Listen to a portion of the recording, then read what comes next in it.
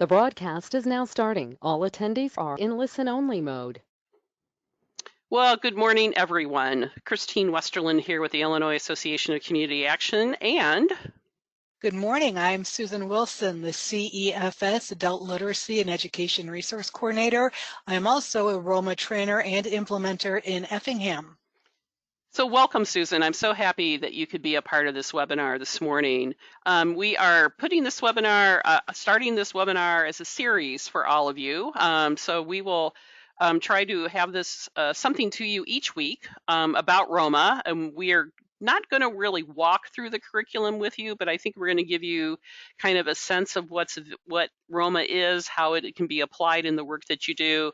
And Susan, being both a trainer and an implementer, I think brings, a really wonderful dynamic to this. Just a couple of housekeeping notes as we move forward. All of you are currently silenced. If you do have a question, please use your dashboard to either raise your hand or ask a question. There is a short survey that will pop up at the end of this webinar, and you also will receive it in an email tomorrow from GoToWebinar. So I would appreciate that you would take the time to do that. This webinar is also being recorded and will be made available not only on our YouTube channel, but if you want a copy of the recording, I'll be more than happy to send that to you. It would show up in a Dropbox file for all of you. So I'll just go ahead and start advancing the slides. This has been a little challenging for those of you who have been on a previous webinar because it's different on my laptop. And so if several slides slide by, I'll do my best to get back to them. All right, let's go. Introduction to ROMA. All right, yes, and just to let us all know, this is a DCEO ICA collaboration webinar, so we really want to give a shout out to DCEO for their support for this webinar series. We couldn't do this without them. And there's our mugs up there in that slide, so so you can kind of figure out what we look like. And you already know, now that you see our faces, now you can really imagine what we must look like when we're talking. Give them some idea. Yeah. So let's start first, though, with saying the promise of community action. I think this is really a promise that we need to just kind of breathe in and breathe out. So however you're comfortable, if you want to say it silently or say it along with us, I would encourage you to do that. We'll start with community action. Changes people's lives. Embodies the spirit of hope.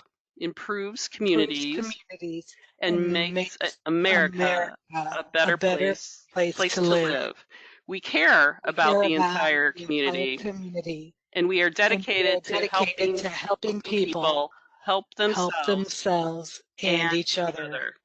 And so just to kind of point out a couple of things in this promise of community action, because I think this is such an important statement for all of us. And so I bolded all of the action verbs that appear in this promise. And I think that ROMA really helps us to look at how we can care about the entire community, because we know that community action does in fact change lives. And ROMA helps us tell that story of community action.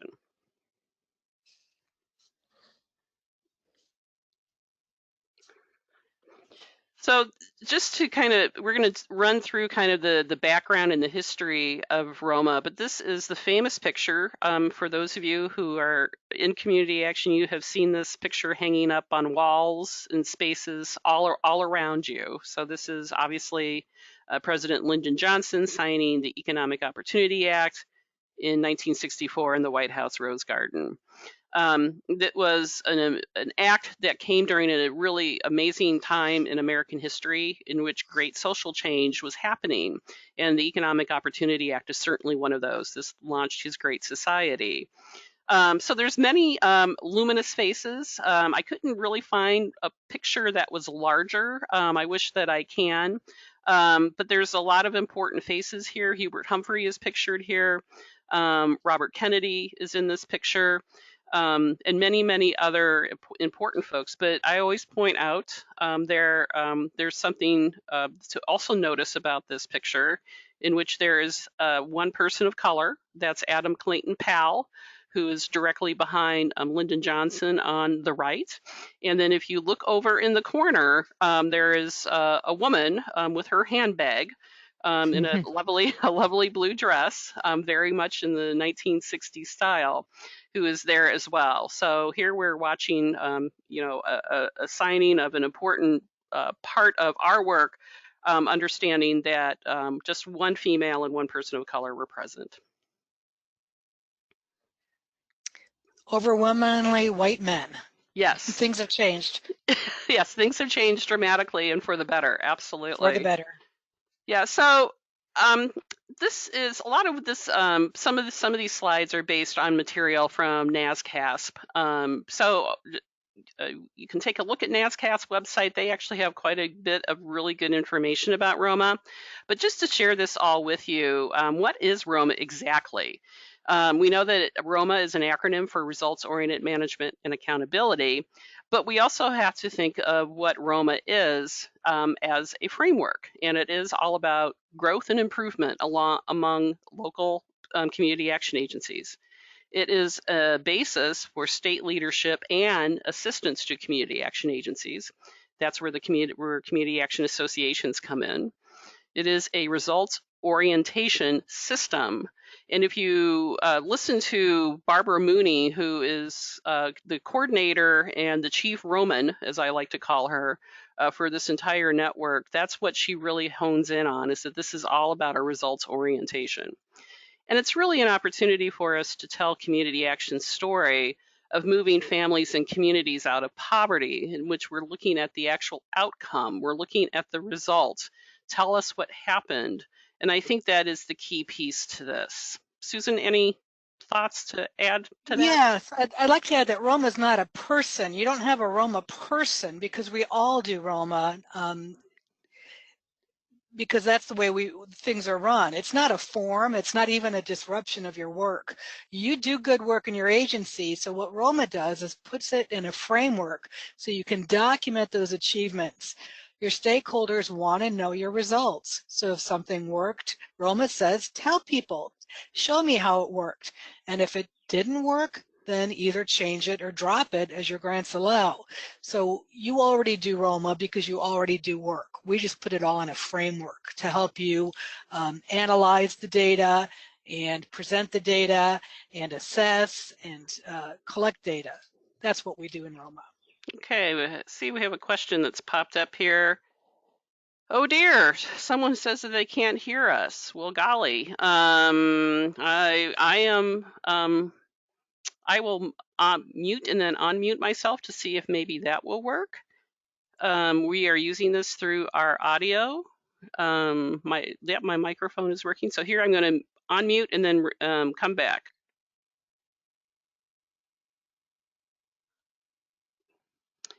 Okay. Okay, we've gotten another note that you can hear us just fine. So thank you. Let me just answer this question here. I'll advance the slide, Susan, and then why don't you continue if that's all right? All right. Well, it's not going to let me do that now. Okay, hang on a second. Hang on.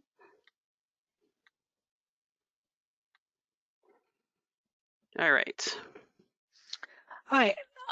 IM 49 says to focus in our efforts on client, community, and organizational change, not particular programs or services.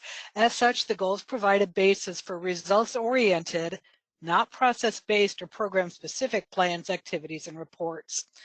So IM 49 guided implementation of ROMA and core activities to prepare us for mandatory performance reporting. IM 49 helps us to understand the interdependence of programs, clients, and communities, and recognizing that CSBG does not succeed as an individual program. You've heard about breaking down silos. That's part of what we do because we work together to help eliminate poverty. Thank you for that, Susan. And I'm just, I've had a couple of folks say they can't see the screens, but others are telling me they can. So I'm thinking this might be a problem on your side. GoToMeeting is certainly telling me, this platform is telling me that we are that we're showing our screen and that we are unmuted. So I'm sorry that we're having some technical difficulties on your end. We will send you all the slides. So if any of you can hear us, that we'll make sure that happens. Thank you, Susan. Yes, this is being recorded, and we will send one out to everybody. Is that correct, Christine? Yes, that is correct. Okay. All right, so let's continue here. So we just have some opportunities here just to kind of look at these dates. We already talked about 1964, but as we move forward, we see that in 1970, it's the mission and the model. And it was really Donald Rumsfeld that put together the mission of community action. What's so interesting about that is that he worked for Richard Nixon. If you actually watch the movie Vice, the very beginning of that movie, that's the movie that portrays Dick Cheney's really role in the George W. Bush presidency, but it traces his story. And there is talk about, Donald Rumsfeld talks about, the character who Donald Rumsfeld talks about community action. So we're actually in a major motion picture. I don't know if you were aware of that. And it's just... That's exciting. It is exciting, isn't it? And then if we just go through the history, what's in a name? We were called economic opportunity, but then we changed it to services. I think that was a significant shift during the Gerald Ford administration. During the Reagan administration, he was very much committed to handing power back to the states. So many federal programs were block granted, and so that is where the community service block grant came about. 1993, that's during the Clinton administration. That was when the Government Performance and Results Act was codified and put into law or into action. That's where measurement and accountability came forward. 1994, we have the 6 national goals in ROMA. Then we began using ROMA. 1998, the CSBG reauthorization. Susan, anything to add to this string of dates? Nothing yet, no. Just a reminder that ROMA is not new. Right, ROMA is not new. And again, I'm still getting a couple of emails in here or questions in. I can see the screen, but no voice. But I called and can hear you on the phone and on the computer. Thank you, Rose. So yeah, if you can't hear us through the computer, you have the option of getting a number to call in and do that. And I would encourage you to do that.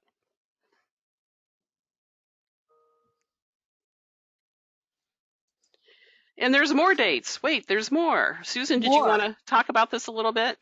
I'm going to pick what I think are some of the more important dates. In 2011, we had a new strategy for excellence. This put an emphasis on the causes and impacts of poverty, and it increased the accountability. 2016 is the next generation. That's a continuous quality improvement, a culture of continuous learning rather than compliance and reporting culture. ROMA is not about getting the paperwork done. It's about eliminating poverty and how we can work together to do that. 2017 was the theory of change. That is, it's a brief expression of the assumptions that underpin the network's actions. It's an expectation of excellence. It gives us a conceptual roadmap of what we do. Absolutely, well said. That's exactly what it is. And we're not going to talk about the theory of change in this particular webinar today, but we will tackle it at a later time because it really is, I think, a critical element for community action agencies to develop your own local theory of change. So we'll go over that.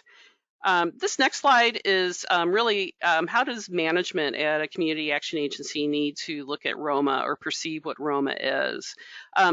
So it's really, doing what you do. You assess the community needs and conditions within the community. That's where your community needs assessment is really clearly one of the most important foundational documents that you would have at the agency. That's why it's important that you do take the time to really assess what's going on in the community. Talk to those community leaders, talk to the customers that you serve, talk to other organizations about what it is they're doing in order to address issues. So you're not replicating services, you're enhancing issues and finding a place to collaborate. You really want to have a clear anti-poverty mission in the strategies and services that are needed to really address those needs that have been expressed, both short-term and long-term. looking again at what you have and then what you maybe need to invite or bring in. It really looks at improvements or results to be achieved among people with low incomes and communities in which they live. And it's also an opportunity to organize and implement programs, services, and strategies within the agency and among other organizations that you want to achieve your anticipated results. Susan, anything to add to that?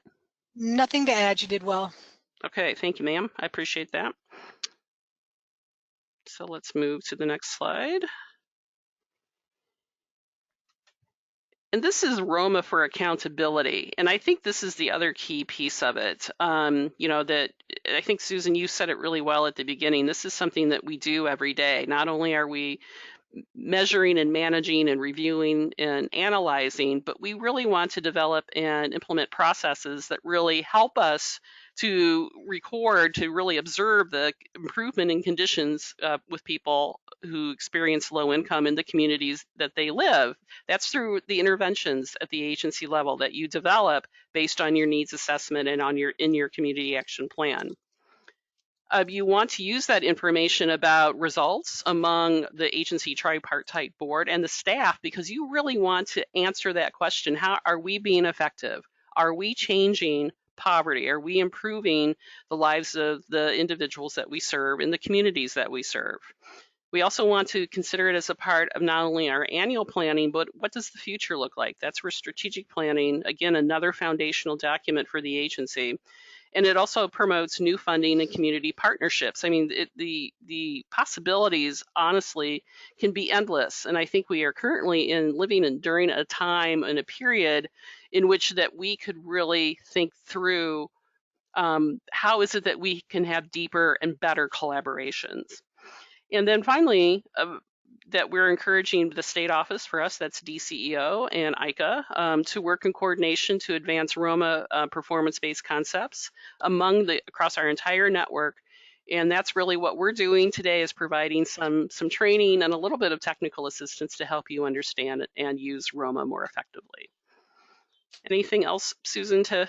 No, let's go on. All right. So this is the ROMA cycle. This ROMA cycle was developed in the early 2000s by Barbara Mooney and Julie Jakopik. And this cycle is a cycle that almost every other system, whole systems business approach uses, in which you always start out with doing an assessment. What do we have available to us and what are the needs?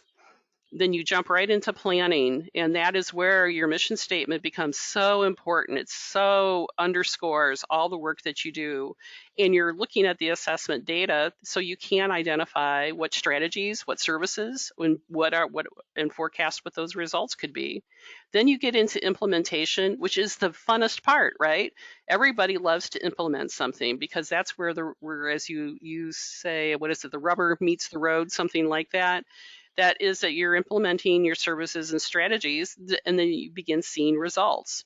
Then you get into achievement, and that's when you start observing. You start really, filling out that bigger story. You're reporting on progress, and then you go back and analyze it in the evaluation part of the cycle. You're really looking to see, did we meet our benchmarks? Did we say that we were going to serve that many people and that much change was going to happen? And that gets us right back up to assessment. Yes, and it really is a cycle. It's not you do all your planning in January and your implementation in April. We keep going. We're all constantly assessing what we do, how well we're doing it, how can we do it better, evaluating, planning our next steps. So it's a cycle in motion. Yes, absolutely. And I think that's the one thing is that these things that we do are not just a one and done, because in our communities, things change dramatically, right?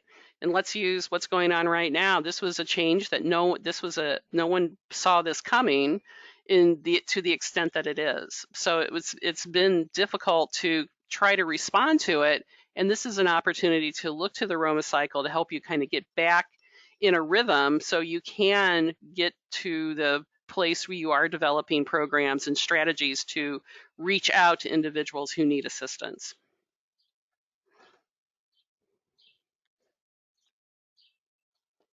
So we're going to focus mainly in the rest of this webinar on mission and community assessment. It's a key piece of the work that we do, and so we're going to share some information with you about mission statements.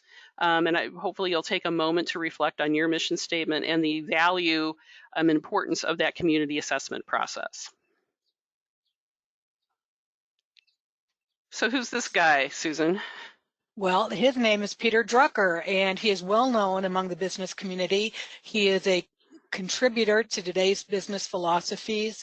He's a visionary of modern industry.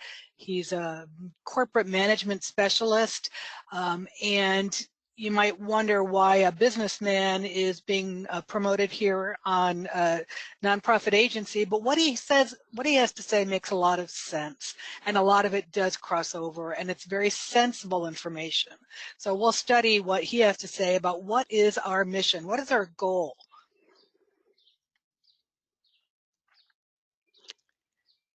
So there are these four key elements of mission, and we see them here, in which it's population. You're identifying the population. You're identifying what services that you provide. You mention what outcomes are, and you look at, it's not specific outcomes, but you're looking at the outcomes that we're making change. And then what are some of the relationships that you have in order to make that happen? A couple of other bits of guidance for a mission statement is it memorable? Is it short and sharply focused? Can it fit on the back of a business card? And I think these are things that we need to constantly be looking at our mission statements. Number one are our mission statements clear? It's that, and again, is it memorable? Can we remember that? So hopefully some of you have memorized your mission statement over the years. Susan, what else? The mission statement, much like you can go to almost any business's website and look for their mission statement, and they have one. And it's very clear. It says, this is what we do, and it should say whom we serve, what we do, what we expect, and we don't do it alone. We work with other people. Right. So if we were to take these four elements, these four key elements, and then look at a mission statement, this is really what it would look like. So we see where the relationship is. In green. Mm-hmm. We see the services. In blue, to assist. Right. Then we see the population. Community. Mm-hmm. And then we see what the outcome is. Okay, the outcome is to achieve self-determination. And I've used this mission statement in all of my complete ROMA trainings. And I used to tell people I didn't think it was a very good mission statement because what the heck is self-determination? But I have a confession to make. I have changed my mind. I decided to Google it. And when I looked up self-determination, I realized that it's a theory that defines intrinsic and varied extrinsic motivation, the human nature of sustained efforts. So now that I know that self-determination is actually a valid theory, their goal here is for people with low income to have sustained efforts. And we all know that goal 3 is people with low incomes are engaged in opportunities. So now I have changed my mind. If I trained you, if I went to your agency and trained you and told you this was not a very good mission statement, I apologize. I've changed my mind. I Googled self-determination. I decided it is a valid theory. It's not a weak term, and so now I think this is valid. It does address the population, the services, the relationship, and the outcome is that people with low income now have sustained efforts to get themselves out of poverty. So now this one gets my stamp of approval. Hooray, that makes me happy. Yeah, and self-determination, agreed. It does seem like a term that necessarily we don't have. What does that mean exactly? But I will note that we do know that the HUD, for example, typically uses self-determination as that theory of how individuals can become self-determined to make their own decisions to move their lives forward. So we have to be very cognizant of that, and we have to understand the value of that as well.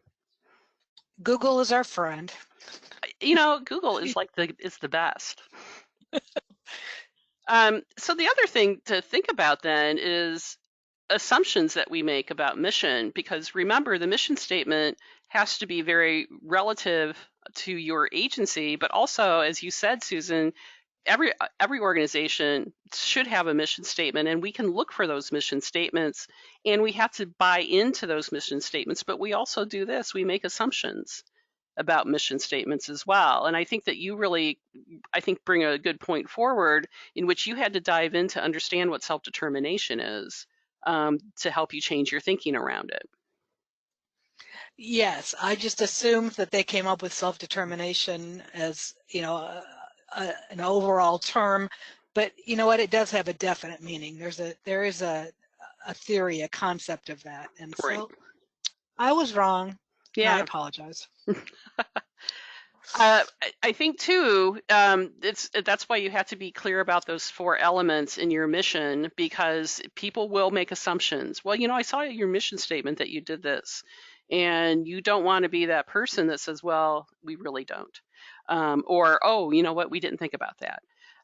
So this is where it's a great exercise if you even have a remote staff meeting. This might be an opportunity for you to pull out the mission and have that conversation to really help you kind of guide your thinking towards that community needs assessments that some of you are starting to think about. Oh, that's right, I need to do that, don't I? And to really launch those conversations. Right. Check that it's got those 4 elements, check that it's brief, check that it's valid. Sometimes mission statements can change. Sometimes, I mean, it's okay to change your mission statement if you're making it better. Yeah, absolutely. And Susan, I'll let you talk about this a little bit.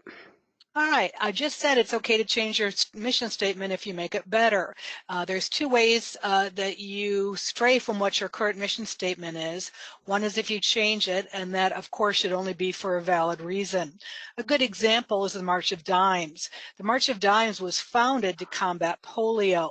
But then when the polio vaccine was created and widely used, March of Dimes changed their mission. And then in 2005, they added reducing the toll of premature birth. So it was a valid change because their original mission of combating polio was, for the most part, realized, and they didn't need that anymore.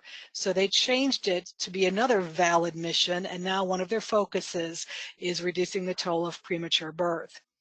Mission drift isn't such a positive change. Mission drift means that what you're doing, I don't know, let's try it a different way, but it lacks the focus, and you didn't, if you drift, you didn't put enough thought or effort or analyze where you've been and where you're going. And one example of that could be Sears. Sears reached its peak in, I think it was 1974. And then after 1974, we got Home Depot, we got Best Buy, Walmart started sprouting up everywhere. So Sears drifted. They decided to change their mission instead of what they had, and they combined with Western Auto, Kmart, Land's End, and that drift didn't work so well for Sears. To me, growing up, Sears was Craftsman Tools and Kenmore washing machines. That's just what Sears was. And then in the 80s, and 90s, things changed, and that drift didn't work out for them. Whereas for March of Dimes, when they knew that they had solved one issue, they expanded to be more issues than that. And so you want to make sure that if you change your mission statement, that you're doing it for the better, that now you have a renewed focus. And there's nothing wrong with changing your mission statement to make it better. You should. If it's not good enough, you should change it. Absolutely. And I also will just point that in the organizational standards, you are asked as an agency, especially the board, has to review that mission statement once every Yes. three years, I believe it is. I would say it should be an annual examination, to really, conditions change all the time. Communities change all the time. People change all the time. And so this is an opportunity to really dive deeper in. I would put it on a staff meeting and a board meeting agenda at least once a year.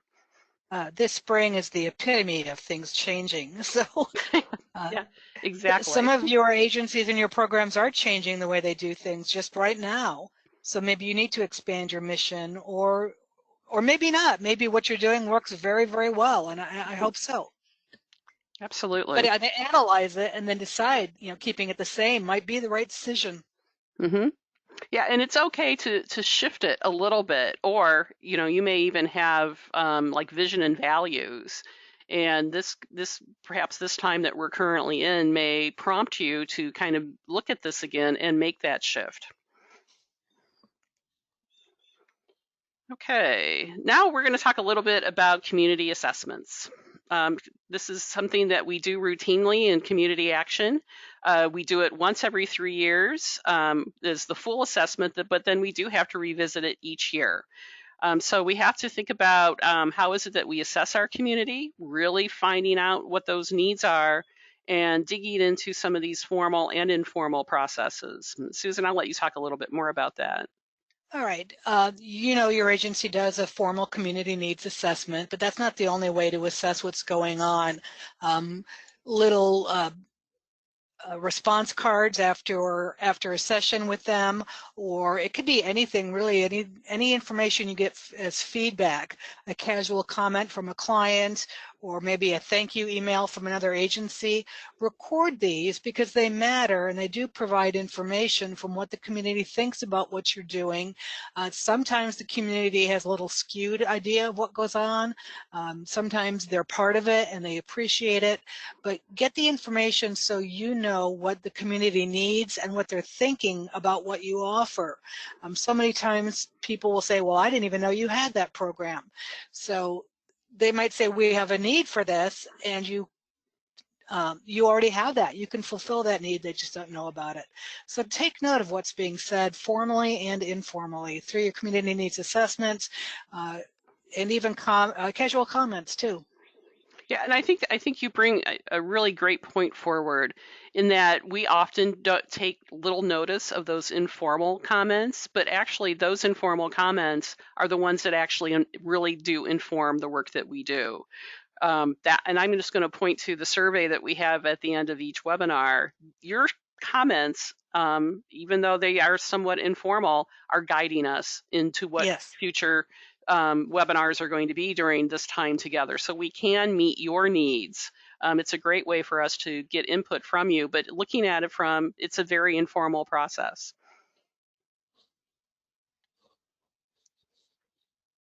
And so what we have up here are the CSBG reporting domains. And these are common domains. We're very familiar with these. We know that these are the ones that we look at and we assess, that we work within.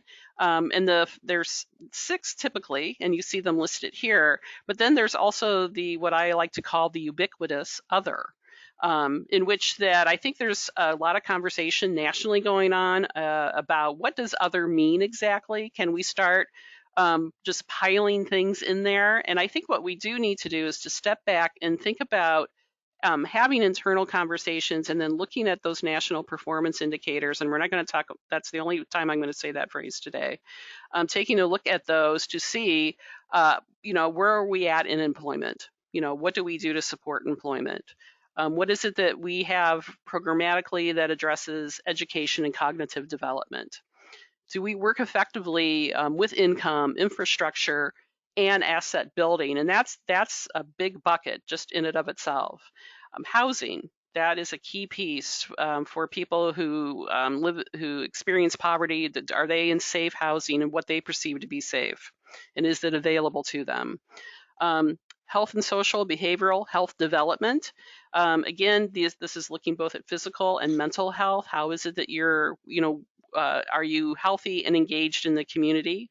And then this one, civic engagement and community involvement, I think is probably the most difficult one for many of us to understand and wrap our thinking around. What does this mean exactly? Are you engaged in the neighborhood? Are you willing to do volunteer work? Those sorts of things. Susan, anything to add to any of that? Nope. Okay. You're doing great. All right. And then we have to think about it as a family, agency, or community need. And Susan, I believe that you're going to take this conversation forward.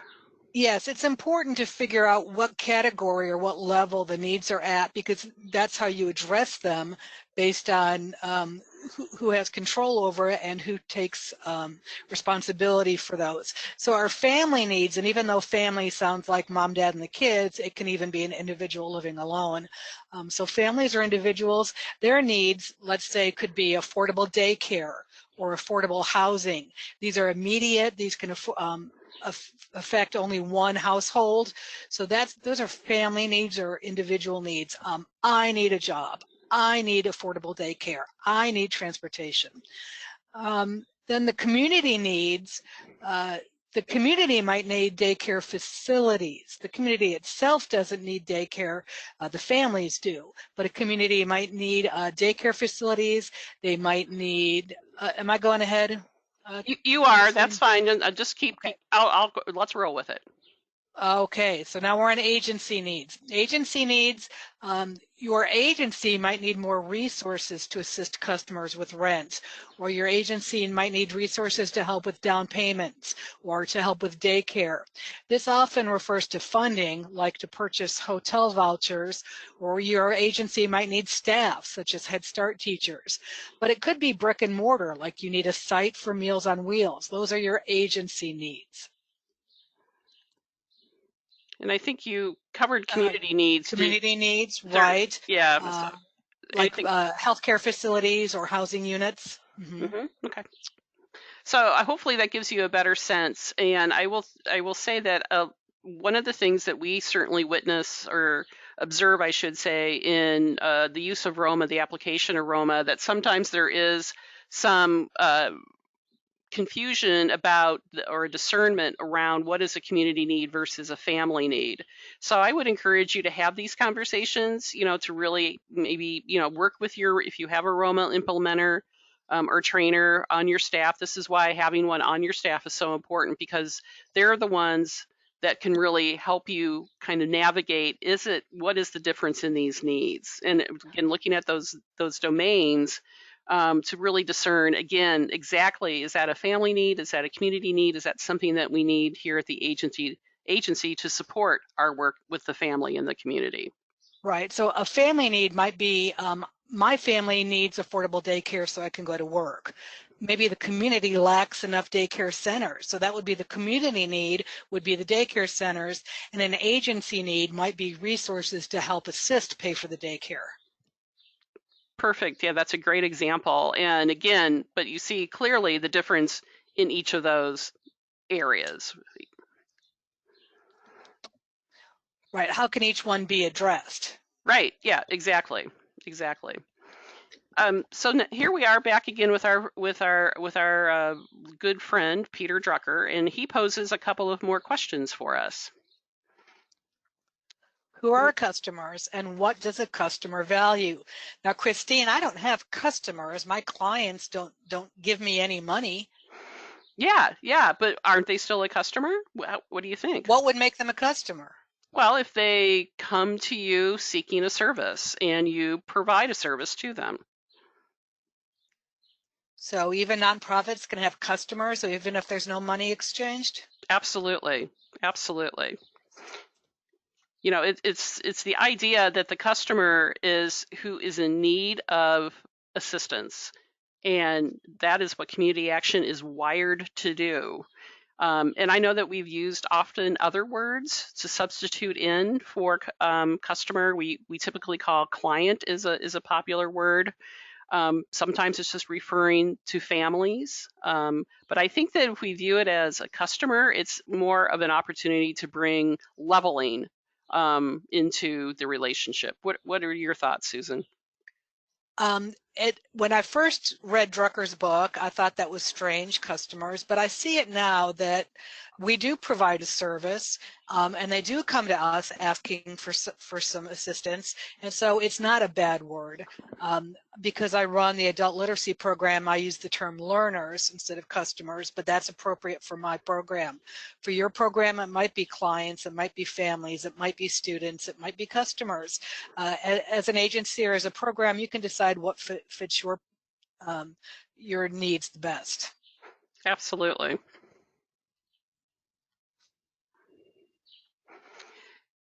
So we're going to spend just a little bit of time here discussing data to kind of get us at least in the right mindset for our community assessments. So we know that there are a couple of different types of data. So there's qualitative, which is depth and breadth using description, using words, and quantitative, which is demographics, that's numbers. So why do you have the L and the N highlighted, Well, Christine? because L in qualitative means letter, the L, so that's a great way for us to distinguish it. And the N in quantitative does mean numbers. All right.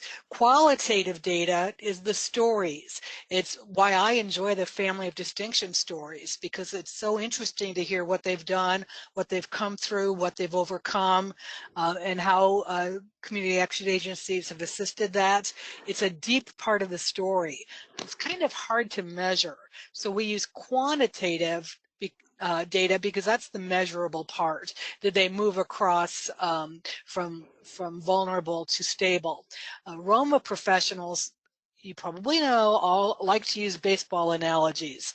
So the quantitative measurement of a baseball game would be the score, or the number of hits, or the number of assists. The qualitative data on a baseball game is, was it fun? Did you enjoy it? Did somebody make an incredible catch? Did someone steal a base against all odds? So you go to a baseball game, if all you cared about was the quantitative data, all you'd want to know is the score. But you go to the baseball game for much more than that. It's the story behind the score, and that's qualitative. L for letters, the letters and the words that you use to describe a story. Quantitative with the N for numbers is just the numbers. It's the measurable, and it's easier to report because you can see a change. You can see a 20% increase or a 40% decrease, whatever you're looking for. But the qualitative to me is more interesting. I love the family of distinction stories. These people are amazing, and the work you've done to help them be amazing is awesome too. Yeah, I agree. And, I am more of a qualitative person than I am a quantitative person. It's because it's for me, the story is the hook. And that invites me to want to know more. And that's when I think the progression is that's when I then need to begin reviewing, the data, the numbers. So they go hand in hand with one another, but we're always going to be either you're a qualitative or a quantitative. We're going to kind of look at it from that perspective. But again, it's two very relevant and important types of data that we need to collect and we need to take a look at. My monthly reports always ask for quantitative, but sometimes I'll stick in qualitative because it completes the story. Numbers aren't enough. They're measurable, they're easy to look at, but qualitative it's the cool part. It really is. And, I'm thinking of, the numbers certainly do tell the story. We want to follow the numbers, but we also, because we're in the human business, we work with humans. That's where that human element has to be told. And so that's why we have to think very clearly that yes, quantitative is valuable. We need to see those emerging trends. We need to follow those trends, but those trends are influenced by that story, and to be very mindful of that. We're next up here. There are different ways to analyze data. Many of these, if you take a ROMA training, these are mentioned in the ROMA manual that you receive. A lot of these ways that you could, if you have a deeper interest in reviewing or what they mean, the 5 whys, force field comparison, cause and effect, trend analysis, I would encourage you to go deeper into these. Susan, do you have any comments you'd want to make about any of these? A couple of them, and then you can fill in the blanks if you'd like. The 5 whys is linear. It's not 5 reasons why. It's 5 whys. So you start out with a question such as, why doesn't our town have a homeless shelter?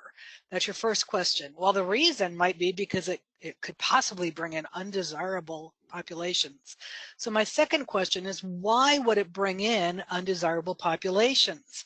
And the reason could be because they have so few options. So my third question would be, why do they have so few options? And you keep going until you find out the root of the problem based on facts. So it's not 5 reasons why, it's why, and then why is that the case, and then why is that the case, and you keep going. That's what the 5 whys is all about, finding the root cause. Nice. Then let's see, let's go to trend analysis. We work a lot with trends in community action. Unemployment rates are trends, population density, high school graduation rates, average rent costs, even your own agency's ability to predict community needs. All of these are trends that if you study them, they can enable you to achieve the best results for your program. Force field analysis, that's where you take a change that you're considering and you evaluate the forces working in favor of that change and the forces working against that change. And you evaluate the weight of all of those forces and make a decision based on what would be best based on the opposing and forces in favor of that change. Christine, do you have anything to add on that slide? I would just say that one thing to always keep in mind when you're trying to identify your priorities at your agency is that this is a really great time to pull out that mission statement and to see if what you're seeing is really aligns with what your mission is. I think that's a key piece of it as well. And not to be distracted by, oh my gosh, we're learning all of this stuff, and we need to do this, but then look at the mission. Do we need to change the mission? Are we seeing data that indicates that there's a different direction that we need to consider? Or does it align with our mission and we take it, our work from that perspective, take it forward from there? Okay. Great, thank you. And so we just have this up here. This is a logic model. If you come to a full day training with Susan or with myself, we spend quite a bit of time discussing this logic model. This is a tool that I believe has a lot of relevancy for the work that we do. It helps summarize for us the work that we do in one easy looking document. Susan, if you want to, I think that you have a really great explanation of the logic model. If you want to share that with all of us. Okay, well, we know you do good work, and this would just be a mapping of what you do. It would clarify or define, track, or delineate your process. It expects accountability. So even though in your head you already know, for example, where you're going to record that data, this puts it on paper. It makes it like a roadmap, and so you can identify your need in writing. You can put down what your expected outcome is in writing. How are you going to measure this? Because we all know if you can't measure it, it doesn't count so much. Right. That's right. So this enables you to write down what you're already thinking, what you're already doing, and making it more valid, more linear, more able to be shared with other people. And so this is a really good way to figure out where you're going, where you've been, and where you want to be, and how you're going to get there, and then how are you going to record it? How are you going to toot your own horn for what you did so well? Yeah, exactly. And it really is a whole series of if-then sort of relationships. So if we identify what the problem is, well, what's the intervention? And then how are we going to benefit from that intervention? That's just generally what's going to happen. But then we have to really think about how are we going to count that? And then what happens, we forecast it, but then what really happened at the end of it? And so it's a great way to encapsulate information. It's a great way to plan if you want to use it as a planning document. So I know that sometimes folks, agencies shy away from the use of logic models, but we walk in and out of logic models all day long. And if any of you were ever in school and you received something called a report card, that's a logic model, right? It is. It's a written way of putting the data down that's easily understood. And I just, let me see if I can back up here. You missed the best slide. I missed the best slide, yeah, and that is just my hand hovers over.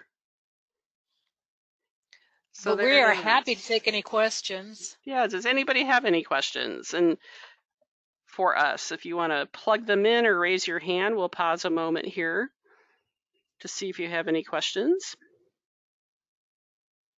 Well, Susan, I just want to express my appreciation to you. You may not know this, but I kind of talked Susan into doing this with me today. And so thank you for your willingness and sharing your wisdom. You're a great Roma trainer, a great Roma implementer, and I really appreciate you sharing your time and your wisdom with us today. Well, thank you, Christine. You trained me on ROMA, so the credit goes back to you. And Christina and I, we're happy to help your individual agencies. If you need some more information, you want some documents, you want us to come talk, please let us know. Yeah, absolutely. And as I mentioned, this webinar has been recorded. It will be made available to you. This is the first of a series of ROMA webinars that we plan to bring to you during this time. And if this format works well for us, we will continue to offer this as an learning opportunity. And I do see a question. Let me click on that. Oh, thank you, Carly. No, the show decided. Yep, thank you. Yep, thank you, Carly. All right. Well, I guess this is a sign that we have come to an end. So appreciate your patience with all of us today as well. Again, Susan, thank you so much for your time today. Thank you so much. All I right. enjoy sharing this. Yeah, thank you. And I have to say, I always really appreciate your perspectives that you bring to Roma. I know that you were a former classroom teacher, and you bring some insight and some practices to this that I think really enriches all of our experiences. So thank you for that. Thank you again, Christine. Yeah, take care, everybody, and we'll see you on the next time. There is a webinar this Friday, which is our community conversation. So if you see that, we would invite you to do that. We will have another Roma webinar next week. A webinar. Roma, yeah. I like it. I'm making up words as we go. There also is a webinar coming up that Carly Wiltsey will be providing, focused on the census. So keep an eye out for all of those invitations to register, and we also encourage your input and take that survey. So take care, everybody, and we'll talk soon. Bye-bye. Bye-bye.